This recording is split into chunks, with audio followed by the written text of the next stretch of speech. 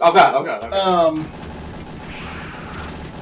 And oh man, and spoilers. Spoilers. That scene at the end, Ripley's like, "Oh, I fucking made it away. You did. So good, I got him a little spaceship Space pod." pod, yeah. And then the alien is right in front of your face. Jesus Christ. It's literally right in front there. of your face. It just looks like a bit of the machinery. You know? And then all of a sudden it's like, fucking alien! I always felt bad for her cat, Bootsy, because it's an awesome orange cat. And then, like, so spoilers, in Aliens, she's in that space pod, and apparently it took them 57 fucking years to ever find her because their ship was way out in, like, unknown space. Well, they were where they're not supposed to be. They were looking, they got lost or something, but they were also just out looking for ore, right? Or they were transporting ore or something. They were a big, like, refinery thing, right? And, like, yeah, so, like, they did, Jesus Christ, it's a thing from fucking Starship Troopers. Yeah, so it took them 57 years to find her. She, like, cryogenically froze herself and her cat, who managed to survive. In space, no one can hear you meow. And, so Bootsy is like a fucking, 100-year-old cat or whatever. And, like, but then when she gets recruited against her will to go to LB-426 to help with more alien problems, she just leaves Bootsy with whoever, and then she never sees him again. Spoilers. Poor Bootsy.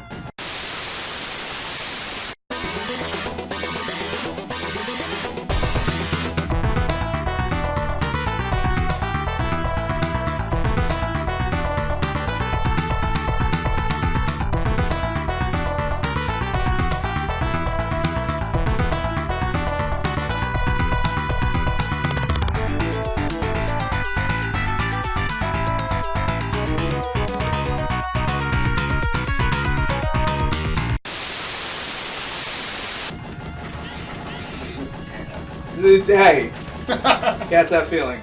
He was a cool cat. For a cat, he was an orange cool cat. Ever since I was a kid, I've always wanted, like, an orange Garfield cat. Like, not necessarily Garfield himself, because Garfield's a bit of a lazy bastard. But, dude, this guy. And the lasagna budget to raise Garfield. No, yeah, you have to have a huge food budget. Yeah. Could you just... Alright, something... That part. No, that's a good part. That part scared the shit out of me as a kid because they got like the little radar blippy thing, and they're like, they're all around us, So you knew that shit was coming. Yeah. Oh god, this steam. Do this steam though.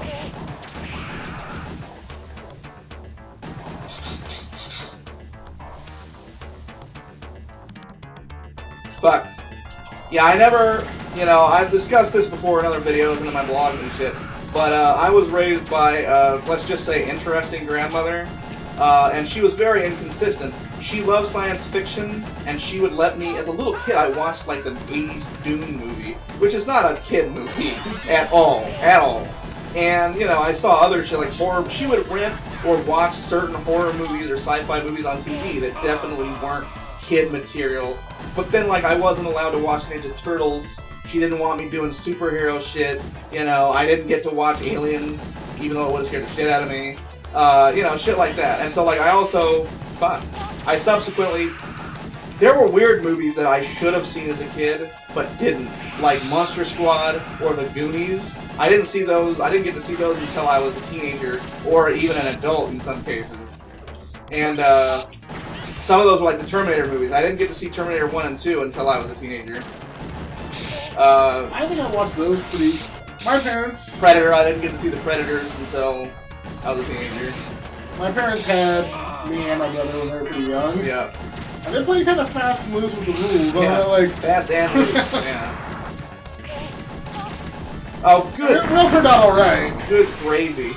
Okay. But they were kind of... they kind of let us do whatever. Sure. Even if my mom didn't even care for some stuff, she still just let us do it. But my grandmother lived with us off and on all throughout my childhood. She split her time between Hawaii and California. And actually, she was the first person who I knew that I had a Nintendo. Oh, there you go. That's a cool grandma. She loved Mario. Mario's good It choice. was Mario Golf. Oh. Yeah. Yeah, that's the Nintendo Open Tournament Golf. Shout out. I had a good gun, too. You did. You had the weird wave gun. So she always had video games. We used to spend a lot of time. She had a house, too, for a bit in California. We spent a lot of time there. Like I said, yeah, she loved sci-fi. Let me watch sci-fi all the time. Did she read sci-fi? You know, I don't know. My grandmother was like a reading addict. She literally was part of like a science fiction book club, and she would just order books out of their catalog all the fucking time. So even though she was like my grandmother was a weird dichotomy. I didn't exactly have a great childhood, and it was largely in part because of her, because she could be some shit. Let's just say that and leave it at that. But she was a weird contradiction, constant contradiction of herself, because she was definitely like a super born-again Christian type, and yet she was also super into science, and like, so I got a steady diet of like the Bible and like Carl Sagan and shit like that as a kid, right? So she was one of those Christians who like believed the earth was millions of years old, and she just passed it off as like, oh, well, it took, 6 days for God to create the earth, but a day to God could be billions of years or whatever. I'm like, alright. But at the same time, yeah, they are. But at the same time, she took me out of school in halfway through first grade, and put me in homeschool originally because they weren't teaching creation in class. They mentioned evolution. They didn't even teach it. They just mentioned the concept of evolution one day. What the fuck? In first grade. And I told her about it, and she got mad because she didn't want me to learn about evolution but not creation. It's like, alright, I mean, but religion, if you want to teach your kid religion, that belongs in the home or at church, not in a classroom. I mean, that might be a discussion for some realist possible talk. Sorry, that's real talk. That's real. The realist possible talk. This is real alien talk. Yeah, but I'm just saying, she was a character, so it was definitely my childhood was rife with inconsistencies and contradictions. Fuck off, a little bit. I remember my grandma. She lived with us one of the times she lived with us. There's a old sci-fi Jesus. Sci-fi Jesus. Sci-fi Jesus, yeah. An old sci-fi TV show called Earth 2. Oh yeah, do you remember the Chia Pet aliens in the movie? Yeah, I do. Yeah. I recall. I remember Earth 2. Mainly because it didn't have an ending. It got canceled. God, I was so mad. Yeah. It ends in grand, like, cliffhangers. And it had Tim Curry in it. Tim Curry and Clancy Brown. Clancy Brown, yeah. Shout out to Lex Luthor, yeah. The best Lex Luthor. Would you, Oh, I with the electricity dollars. I remember these guys now. Yeah. It's the electric gremlins from Gremlins 2. Critters and gremlins running around here. Yeah. Yeah, so I'm sure we get to like watch all that. Yeah. Okay, so if she watched that, there was another sci-fi show on around the same time. Do you remember fucking Sequest?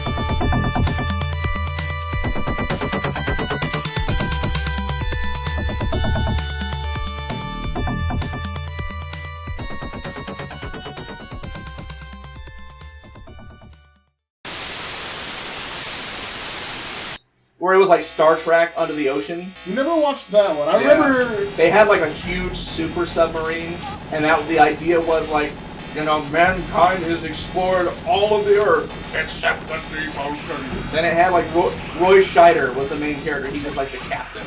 He was the Picard. He was the Kirk. I remember seeing it, as later on. Yeah.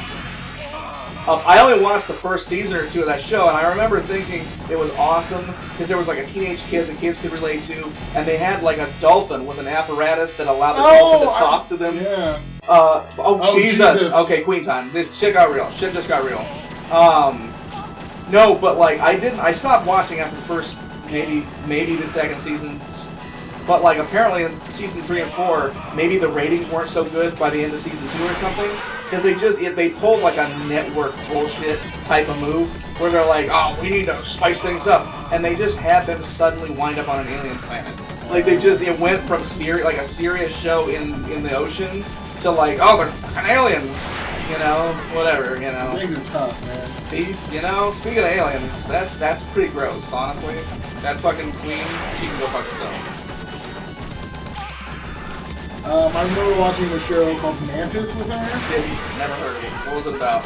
It is about, if I recall correctly, I haven't seen it. Sure. Oh, like looked it up in a long time. If I recall correctly, he's like a soldier or something, and he, I want to say paralyzed from the waist down or something. Fucking piece of shit. Boom. No, that's probably not it. Okay. And he gets like hired by the government or some shit. But he has like an exoskeleton, and Mantis is an acronym for something. Oh, that makes sense. But he has like a, you know, just like a suit. It's kind of like Geiger? Almost, kind of, yeah. I remember watching that, and I don't remember much from that. I don't think I ever went back and watched it. This part's canon. Also, we had to escape from the shit blowing up. I remember, I doubt it started in this movie, but this part of the movie, fuck, I need that. This part of the movie had that, like, intense, suspenseful little bit of music that they had in a bunch of movies in the 90s, where it was like, dun dun, dun dun, dun dun dun dun dun, you know, it was, you know, that kind of shit. Just like, there were a bunch of trailers in the 90s that had that. It was, there was this piece of classical music in 90s movies that was way overused. It was like the dun dun dun dun. Dun, dun, dun, dun, dun, oh, yeah. dun. And that was like in everything. Yeah. It's a good bit of music, but it was like in 50 different 90s trailers. What the fuck are these? Glowing alien bombs. balls. Yeah. It's Dragon Balls. Ah. Also canon. Yeah. If we collect 7 of these, we get a wish. Oh, awesome. Yeah. Fuck off, though? I'm just gonna stand here. Yeah. Ouch. It's working for me. Is it working for you? Just hold the button and shoot. You know, spoilers, I felt, even though he was a goddamn android, I felt bad for Bishop at the end. He was like my favorite. As much as I love Ripley and her just fucking being a badass. Yeah, just being Ripley.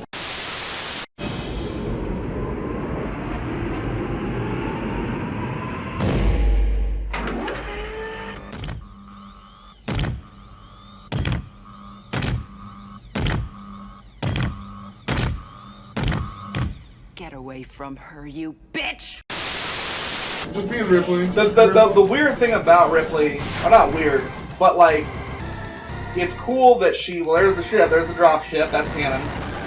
It's cool that she goes through a character arc in the first 2 movies. Let's just forget that the second 2 movies ever happened, but in the first 2 movies she goes, oh Jesus, spoilers, the Queen's still alive. I'm Ripley, let me get in the power suit. I'm gonna do the movie thing. You're maybe Ripley. What's going on, King? What's going on? Can I just get in the suit? Yeah, I'm blonde Ripley. Anyways, like, Ripley goes through a definite character arc where she's not at all a badass in the first movie. Oh no, it's just all fucking survival. She's just surviving, and then in the second movie, in the beginning of the second movie, she's terrified. She does not want to ever deal with aliens again. She's traumatized for life. You know, her little spoilers, her daughter that she had to leave behind apparently already died by the time. Asleep for 57 years. Yeah. So like her daughter should have been an old lady, but she died young-ish or something. You know, and like just all that shit.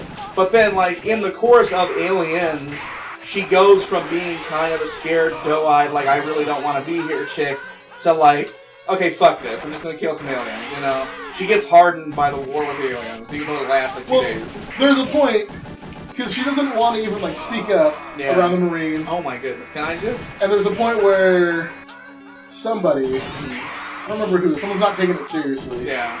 And she's like, she pretty much just goes, like, hey, fuckers, like, I'm the only person alive who's ever seen these things, who's ever survived.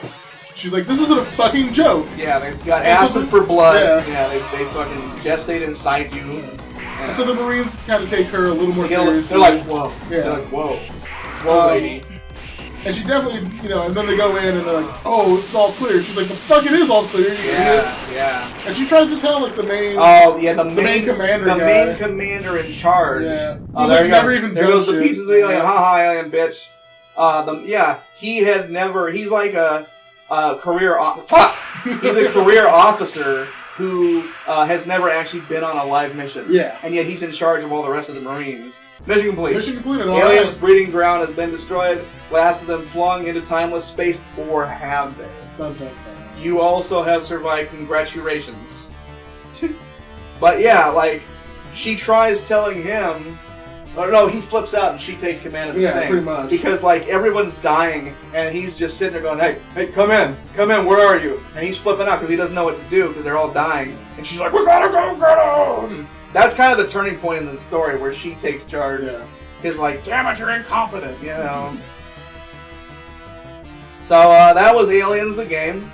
Everything you saw in the game definitely 100% happened in the film. Including dildo monsters, exploding ball guys. Yep. The gremlin aliens. And the critter aliens. Yep. Right. Yep. And the Blanca aliens with electricity powers, apparently. Yeah. So, Aliens. There you go. No, we're not playing a second time. Thank you. Come again.